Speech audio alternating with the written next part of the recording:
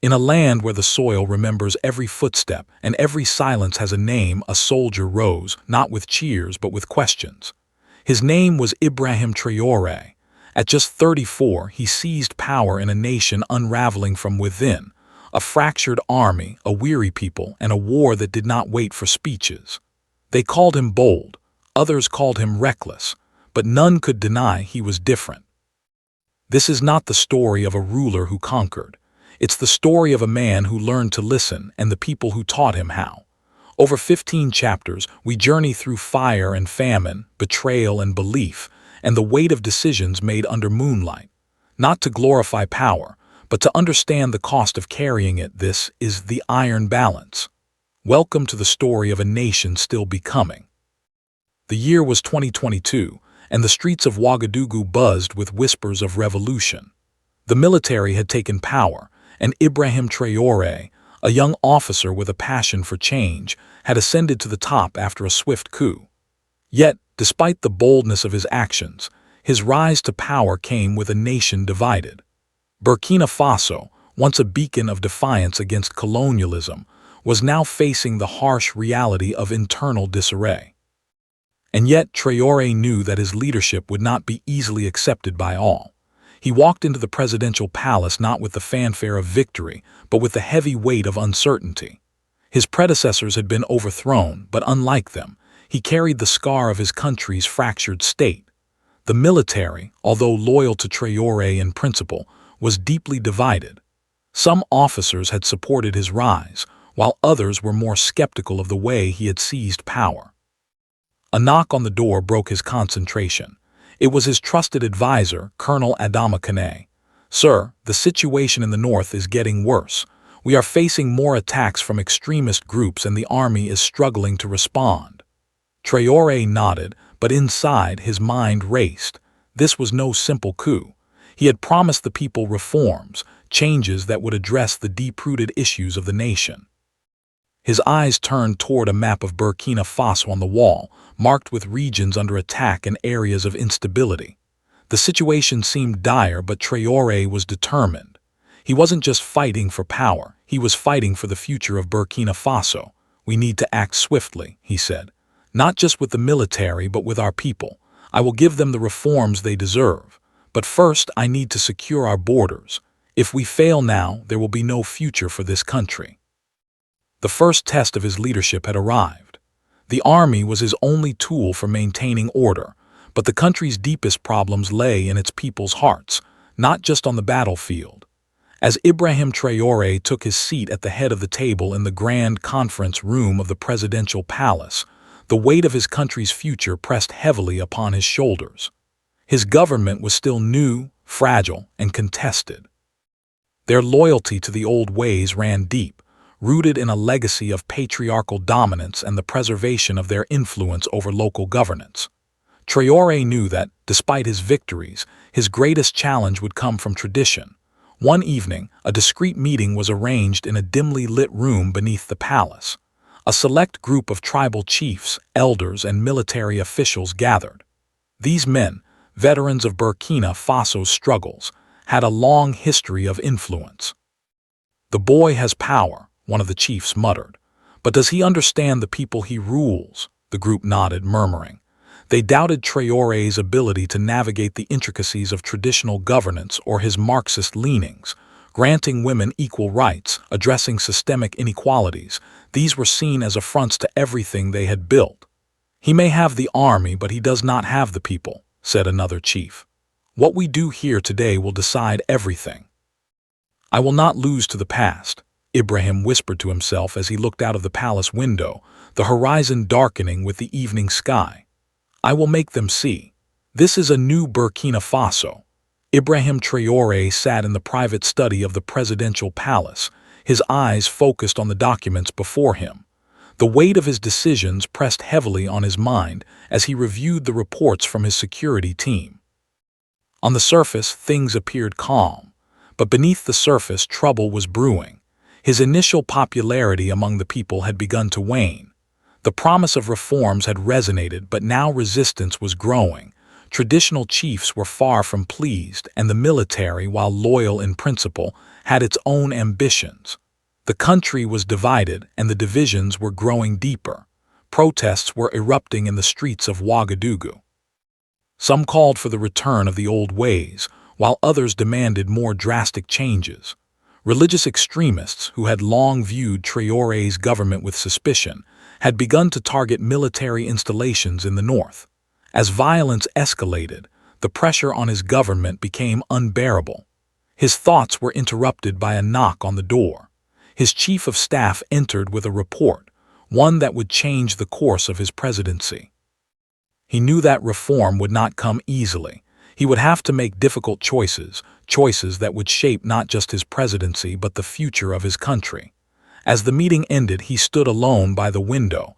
The weight of the decision was almost too much to bear, but he knew there was no turning back.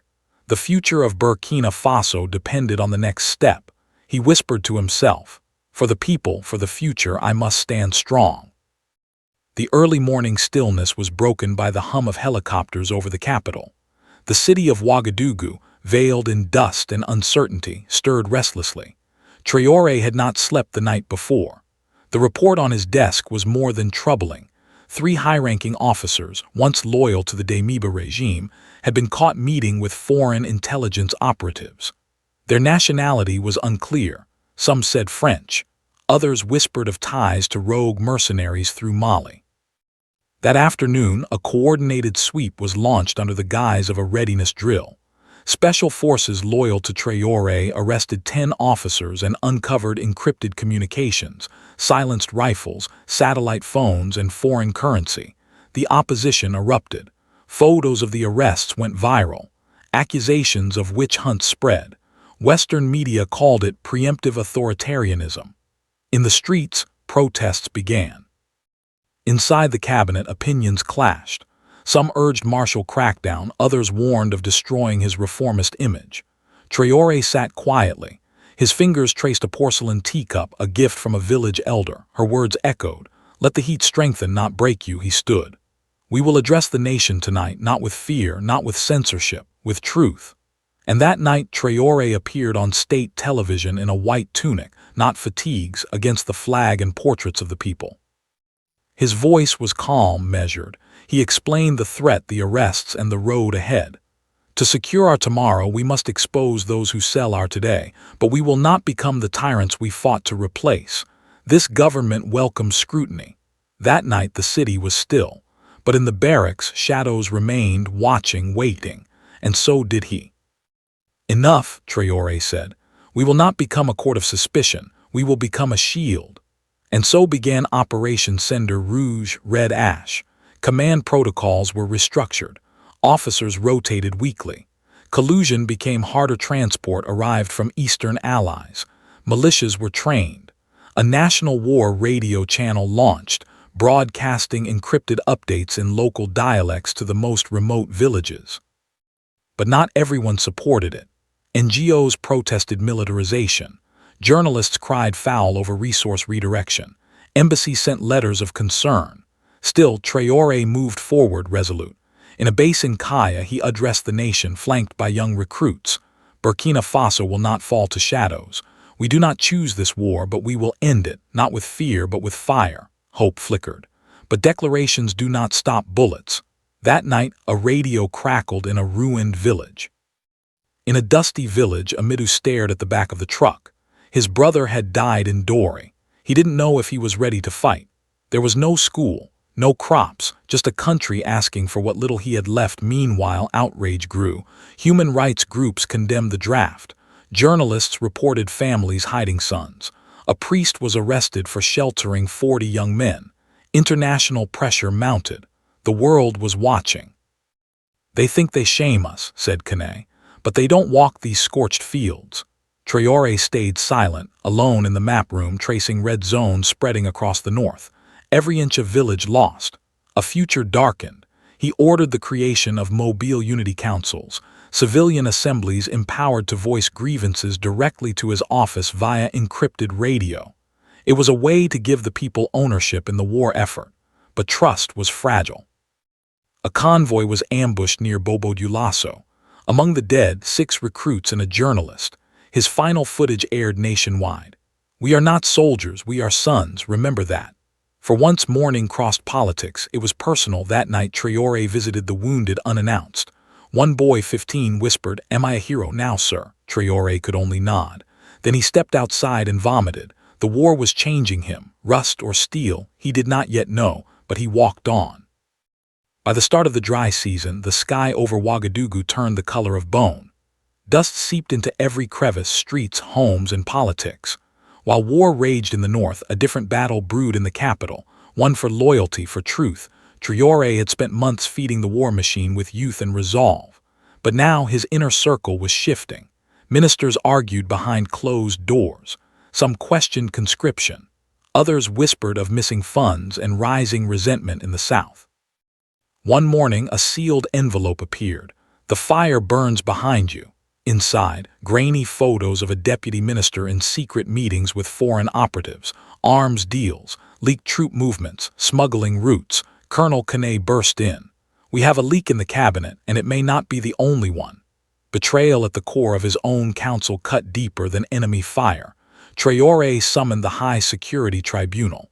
The minister was arrested and sentenced quickly. But the backlash was fierce. Accusations of authoritarianism resurfaced. International press ran headlines, "From revolutionary to despot."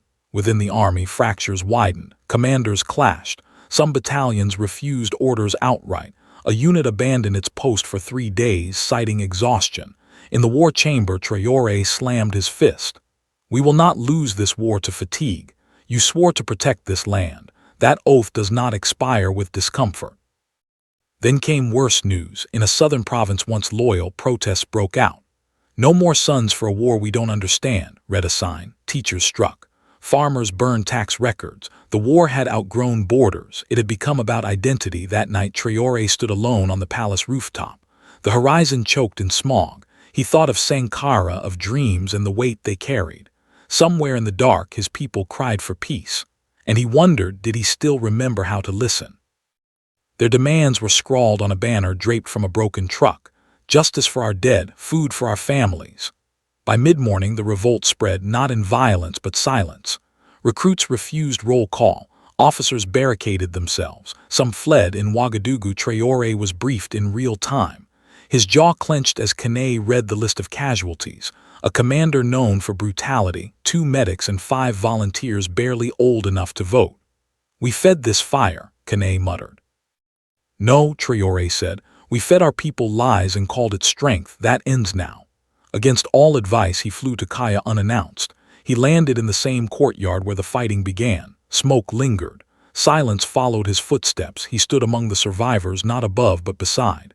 "You have every right to be angry. I asked for sacrifice and gave you silence. But this nation is not held together by uniforms. It is held by truth. And I have failed you in that." A hush fell. Then from the back a young woman stepped forward, arm in a sling, eyes unflinching. "Then tell us the truth. How many more of us will die before you listen?" The question hung in the air like smoke. Traore didn't flinch. "As few as I can spare, but not 0, and not for nothing. I cannot promise peace tomorrow, but I promise this: no more lies, no more forgotten dead." That night he dismissed 3 ministers. He launched a full inquiry into supply chains and command structure. Letters flooded the palace, some angry, some grateful. One handwritten note stayed on his desk. "I don't need medals, I need my brother back, but thank you for coming." He read it every morning. The ashes of trust still hung in the air. But from those ashes, something fragile and stubborn began to grow, not hope, but maybe the shape of it. The days following Kaya's mutiny were deceptively calm, like the silence before a storm. Markets reopened. Ministries resumed. But beneath the surface, something darker stirred. Intelligence reports showed coordinated sabotage across provinces. Towers were toppled at night. Signals jammed. Patrols misled by false coordinates. Someone was feeding the enemy. Someone inside. "This isn't just discontent," Kane said, pointing at the map. "It's infiltration, possibly foreign-backed." Traore convened a smaller cabinet, trusted faces only. He ordered audits of communications and defense. Shadow teams were embedded, for every general a shadow. Then came a name, General Jean-Baptiste Traoré, decorated, respected, and now suspected. "Are you certain?" Traore asked. "No," Kane replied. "But all paths lead to his zone. Arresting him would divide the military. Ignoring him might doom the war." Traore chose a third path. He flew to Bobo Dioulasso under cover of inspection. That night Traore stared at the war map. 2 villages reclaimed, 1 lost, a convoy ambushed. "Enemies without," he murmured, "and enemies within." He closed his eyes, exhausted but unmoved. What came next he would face not as a soldier, but as a sentinel. Rain fell over Ouagadougou for the first time in weeks, as if the sky itself was unsure whether to cleanse or to warn. Inside the presidential palace, a long mahogany table stretched across the chamber. Empty chairs lined both sides. It was Traore's idea, a national assembly of chiefs, commanders, civil leaders, and foreign observers, an effort to restore consensus, or at least the illusion of it, but many refused to come. The Mossi king sent a letter. The Yatinga elders declined. Even refugee representatives stayed away. They called it a summit held in the silence that follows too many funerals. He looked around, and for the first time he saw not power but absence, ghosts of broken alliances. He stood. This table was meant for reckoning, but perhaps we are not ready because we have not finished bleeding. Then he turned to the mothers. "Speak, not to me, to the nation." The first woman, Awa, lifted her chin. "My son was 17, he never wanted war, but his school was rubble. He died in a place I'll never see. I want justice, but I want my boy more." The room was still. Then the second woman spoke. "My husband was conscripted, they called it honor. When he came back he had no name, no uniform, just dust. You say we fight to save the country, but whose country? Mine died with him." Traore said nothing. He bowed. That night, alone in the archives, he read Sankara's old speeches. One line burned: "He who feeds you controls you." But who fed this war? The arms, the narratives, the silence. A week later, Traore stood at Gayayua's fortress, where Sankara once spoke to miners. In open sun, he met southern elders. Many had boycotted the summit. They offered no applause, only questions. "What does justice mean to you?" a griot asked. "Justice means no mother buries her son alone," Traore said. "And truth?" asked a priest. "Truth means we stop pretending that dying quietly equals dignity." Some nodded. Some wept. Later that day, he met the AU envoy, Ambassador Serwa of Ghana. "You have no elections. You detained opposition. The war worsens. Why should Africa trust you?" he answered. "I'm not asking for trust. I'm asking for time." Her face softened slightly. "The world won't wait forever," she warned. "Nor will my people," he said. That night, Kane warned, "You've exposed yourself. These reforms make you a target." "I've always been a target," Traore replied. "Now I just stand still enough for them to aim." At midnight, news came. A convoy delivering aid reached its destination unharmed. For the first time in months, Traore smiled, a flicker. Maybe something is changing. But the next morning, a bomb exploded under a journalist's car. The journalist had supported the decree. He died instantly. The war wasn't over. It had moved. Into the shadows, into politics, into hope itself. Still, Traore stood firm, staring at a city that mourned again. "This time," he whispered, "they won't kill the truth." 3 days after the journalist's funeral, graffiti appeared on the palace walls. "Truth burns louder than bombs." The phrase spread fast on school boards, market stalls, and walls of homes ruined by war. It was a cry and a warning. Suspicion in the intelligence community narrowed to a name: Major Kassoum Diarra, once with French forces in Mali, now erratic and vocal against reform. He'd mocked the Truth Commission as a circus of apologies. Colonel Kane brought Traore a transcript. Diarra, in code, spoke of cleansing the stage and making the next martyr count. "He's planning another hit," Traore said. Emergency lockdown followed, but Diarra had vanished. That night, a militia forum lit up with a post. "The president bleeds just like the rest of us. Let's see how much." It was no longer about control, it was terror. Chaos made permanent, fear as politics. Traore answered with visibility. He appeared at the National Martyrs Memorial, no guards, no armor, just him and names carved in granite. He placed a rose at the journalist's plaque and turned to the press. "I won't answer cowards with silence. I'll answer with names." Across Burkina Faso, murals bloomed, portraits of the dead, declarations of unity. For every bomb, 1,000 painted truths, but Daira had not disappeared. A tip led agents to a compound near the Ghana border. There they found bomb supplies, a kill list, including Traore's sister, and a uniform stained with blood. "This man would destroy everything," Kane said. "Then we give him no more silence," Traore replied. He issued a public warrant. For the first time, a sitting president named a traitor on live broadcast. "Kasum Daira, your war is not with me, it is with the people, and the people have had enough." A week later, a farmer turned him in. No resistance. The whispers faded. The graffiti changed from "Truth burns louder than bombs" to "Truth speaks when the coward runs." A name had been written in blood, but a country had written its answer in courage. By mid-June, the heat had become biblical. Rivers turned to dust. Livestock collapsed. Even wind moved slower. In the north, farmers stared at the skies with cracked lips, praying for rain that would not come. In Ouagadougou, Traore stood before a coalition of farmers and aid workers. "We are fighting two wars," he said, "one with guns, the other with grain." Famine threatened to finish what bullets could not. 5 provinces faced total crop failure. 1,000,000 lives hung in the balance. Foreign aid was slow. Internal logistics broken. Mining revenue, once for reserves, was now fueling war. Still, Traore would not surrender to hunger. He signed a sovereignty decree, all government vehicles retasked for food transport. Helicopters airdropped grain. Unused land was farmed by displaced villagers under a new civil agriculture brigade. Desperate, yes, but it moved. 3 words echoed, not another one. It became a slogan. It painted buses. It led protests. It rang from mosques and schools. Traore stared at the photo every night taped beside his war map. His reforms still hung by threads. Then Kane burst in. "Satellite feed confirms rain clouds coming from the southeast." Traore said nothing. Hours later, thunder rolled, lightning cracked, and it rained, not everywhere but enough. In Kaya, a boy danced shirtless in the storm. In Ouagadougou, old women sang into the wind.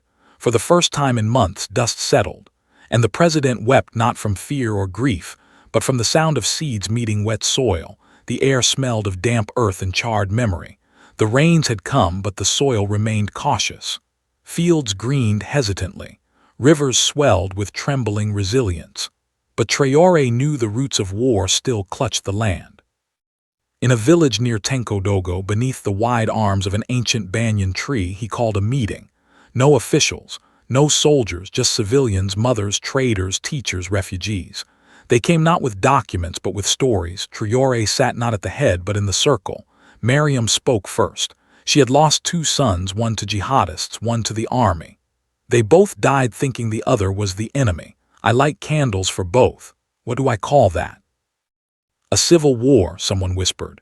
"No," an old man said. "A broken story, one we stopped telling together." A silence fell. Then Traore spoke. "I came to listen. We made policies without ears, orders without names. I have ruled from palaces and bunkers, but it's beneath this tree I've heard the most honest words." Someone asked, "Then why don't you stay?" He smiled faintly. "Because a president who governs only where he's loved is blind where he's needed." "I've gone home," Traore replied, "and seen a truth no briefing gave me. The people are not beneath the system, they hold it up." He proposed a new advisory council, not of elites but of voices from village circles. "Testimony only," he said, "but it will be televised, archived, heard." One minister scoffed. "You'd give the pulpit to peasants." "No," Traore said. "I'd give them the microphone. They've already lived the sermon." The idea spread.